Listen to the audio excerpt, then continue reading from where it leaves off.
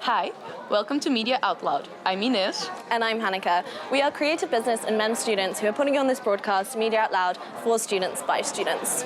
The broadcast is published once a model. It includes different segments about teachers and students that you might know. The broadcast gives insights into everything related to media and also the student's lifestyle. It also gives an insight into the director's room.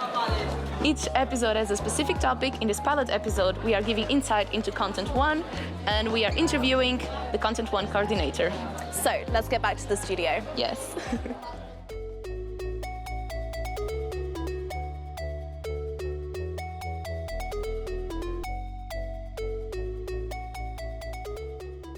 So everybody, we're going to move on to our interview section now, and today we've got Rebecca with us. Hi Rebecca, how are you? I'm good, thank you. Thanks for having me. Thank you so much for being here. Right, so we have a few questions for you. So you're a teacher at NHL Stenden, is that right? Yeah, correct. Nice, and how long have you been doing it for? For 5 years now. Oh wow, Yeah. okay, a little while then. And what do you think? How are you finding it? I really love teaching at creative business. I think the studies is very diverse. The students are very diverse, very international oriented. And I think it's just amazing. I think it's the best one at NHL Stenden. And what is the subject that you teach?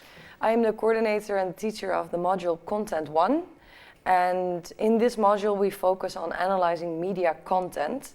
So trying to understand and analyze media products and the meaning behind it. Wow, Yeah. really interesting. It is. And how did you got to liking that subject or interesting in that subject? I can still remember when I was studying here.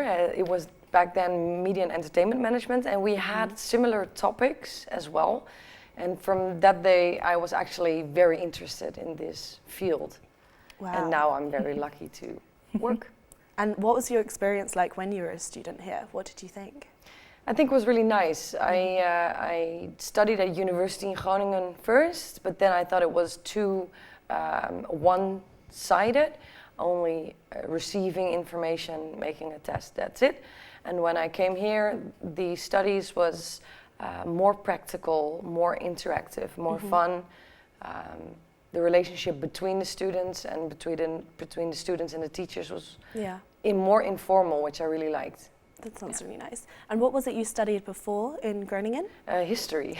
Oh wow, that's very different. Something very different. Big difference. Gosh. And did you felt that you adapt more to this style of teaching and learning than before in Groningen studying history? Yes, definitely, because I really like it when you learn about something, a theory or whatsoever, and then that you are able to apply it at the same time. So you actually get to do something with what you learn instead of just only hearing about it or reading about it. Wow. Yeah. So when you got your bachelor's from MEM, was it? Yeah. Yeah. What did you do after that? Did you go straight into teaching or did you do something else first? I did different things. I had a few jobs. I'm working in a gym as well for 14 years now, so I had that job, but I also worked at the municipality of Groningen, also in the hospital, in the restaurant, in a call center, so different things actually, because I didn't know yet what I wanted to do. Yeah. So what about any media experience? Did you get any of that before becoming a teacher? Yeah, I was at MTV Networks in Amsterdam for 6 months, and then I was in the editorial office and the production for Nickelodeon, for making a children's television magazine.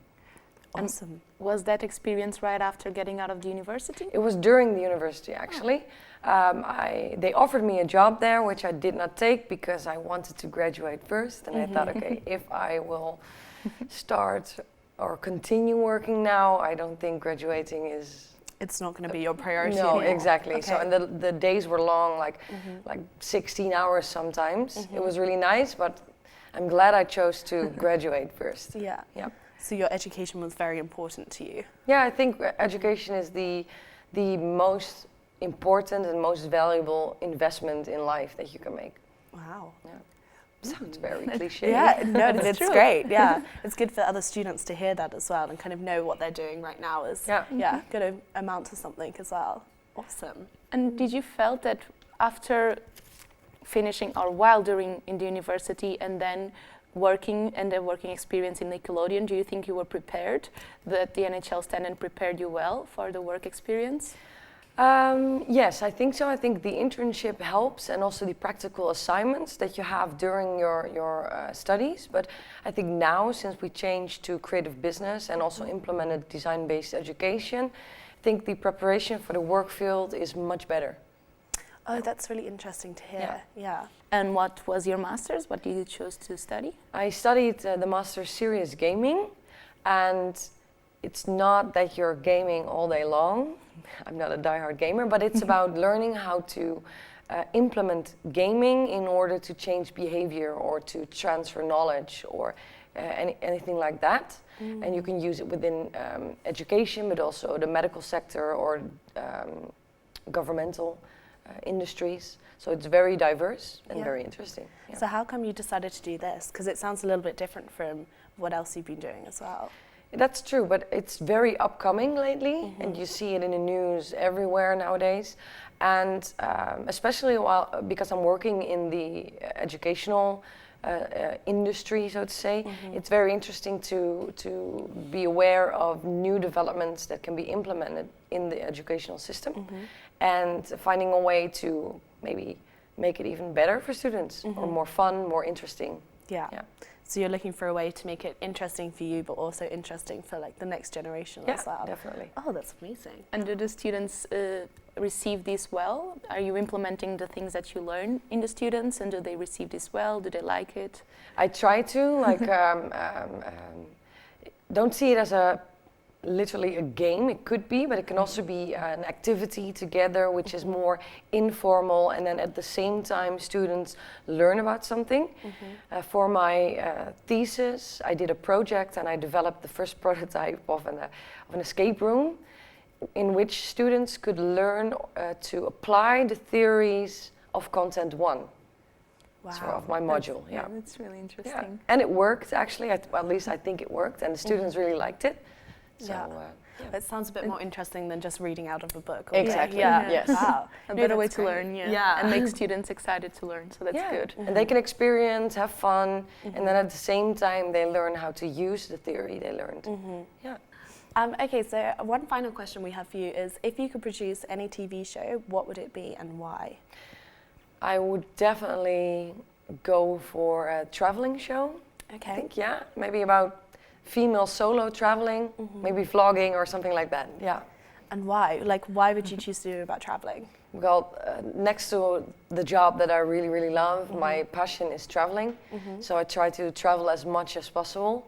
So I think it's amazing, like exploring the world and everything the Earth has, to offer to us. Exactly. Yeah. And do you often travel alone?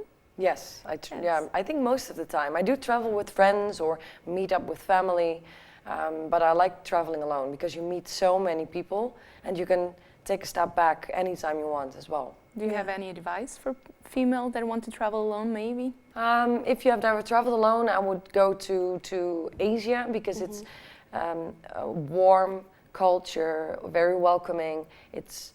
In general, it's quite safe for women to travel alone as well. And you will meet lots of people. Amazing. Yeah. What about any advice that you have for future creative business students or students that are studying right now? Yes, advice. I would try to attend the classes as much as possible. But if you do an assignment, I would definitely try to turn the assignment into something that you as a student really find interesting. So if you are able to choose a topic or have influence on how you can do the assignment, keep it close to yourself. So find something you find interesting, and that makes everything better. Amazing. Well, thank you so much for answering all of our questions. You're welcome. Thank you, Rebecca. That Thanks was for really having nice. me.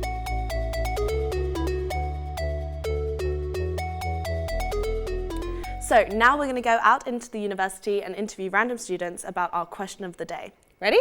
Ready. Let's go. I'm here with Martin, a student. What are you studying? I'm studying creative business, first year. And I have a question to make him, and it is, if you could produce a series or a TV show, what would it be and why?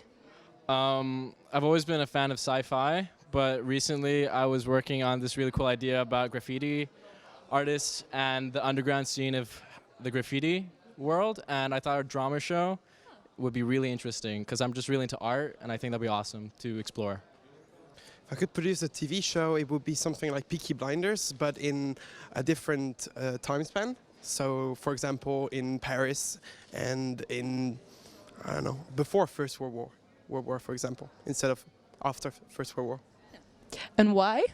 Why? Because I first of all love the series Peaky Blinders. Second of all, I'm French, and I would love to have the same thing, but in France. A little bit, yeah, I don't know. Producing any TV show, I think it will be Rhymes and Flow, an original Netflix series that came out not long ago. And I think the theme of the project is really nice, about all the rap battles, and it was produced in America, and all the culture in there is like super good, and I would really love to produce it. I would go for a talk show because you can discuss different subjects every day, and you can get to political, to nature, so it's very diverse, and that's why I would choose a talk show. Well, we're gonna do my favorite TV show, which is Parks and Recreation. Yeah, and my favorite TV show is Brooklyn Nine-Nine, so kind of a crossover maybe. We're gonna do a crossover because both play very similar to each other, comedy-wise, and they could play in the same world. Yes. And they have done not crossover, but actors have crossed over before. So. Yes, that's pretty much it. Yeah. I'm here with Eddie, and I have a question for you. If you could produce any TV show and why, what would it be? I think that would be Game of Thrones because I'm just a big fantasy fan, and yeah, Game of Thrones just fits my imagination of one almost perfect series. So yeah, I think because that's my favorite TV show, that would be my choice. Yeah. Well, that's a good question. Maybe I guess probably a comedy show, something funny. I guess what entertains people. Yeah, there can't be enough of that, I guess. Okay, and why? Well, as I said, can't be enough of like something that entertains people, gets you out of your, I don't know, everyday life, and gives you joy, I guess. I would reproduce Modern Family. I really love that show. It has really fun characters. It's all like different kinds of, from weird family characters to really funny ones. So I think that's a really nice program to reproduce. So I think that one, yeah.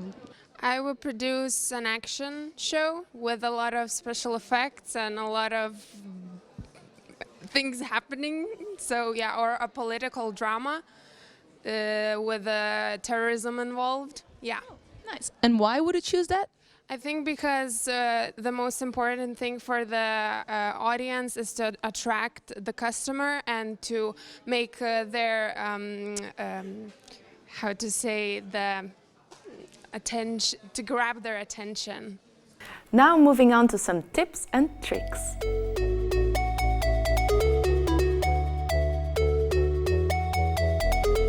So our first piece of advice is make sure you pay a lot of attention to the assessment form. Our second advice is to practice for exams and tests beforehand and with some time. You also need to make sure that you set up your visualization for the exhibition as soon as possible. You don't want to be doing it last minute. Do make use of the NHL Service Point equipment. It's really important that you read the recommended chapters in the book, as you'll need all of the information for your exam. A good tip is to buy your book used or ask for second-year students so they can lend you some. Now moving on to some production tips. Rent your equipment as soon as you know what you need. But make sure you don't hoard it, because other people need to use it. Don't delay filming day. That's not good, it won't help you for sure. Make sure you schedule your magazine interviews as soon as possible, because you don't want to spend time catching up later. And don't write the magazine formula overnight. So finally, we have some advice for the MEM students who are currently studying media and culture. Do your portfolio chapters weekly. So our next piece of advice is, when you're doing your film director's presentation, make sure you choose something unusual. Not everybody wants to see 5 presentations all about Tarantino. When analyzing the content, try not to spoil it. Our next piece of advice is, when you're doing the semiotic analysis, don't choose a text with too many symbols, as you have a word limit and you don't want to go over that. And our final piece of advice is, watch Mad Men. Thank you guys so much for watching Media Out Loud. I really hope you enjoyed this episode and found it interesting, and we'll see you next time. Also pay close attention to all the events that SUCO organizes. They are from students to students, and they are currently organizing a workshop that may help you in your academic future, so stay tuned. Our next episode will be airing during the beginning of the next module. It'll be about anything to do with media, from gaming to film, so watch it if you're interested. Yeah. Also leave your comments, suggestions, opinions below, like and subscribe, and thank you for watching. See you next time.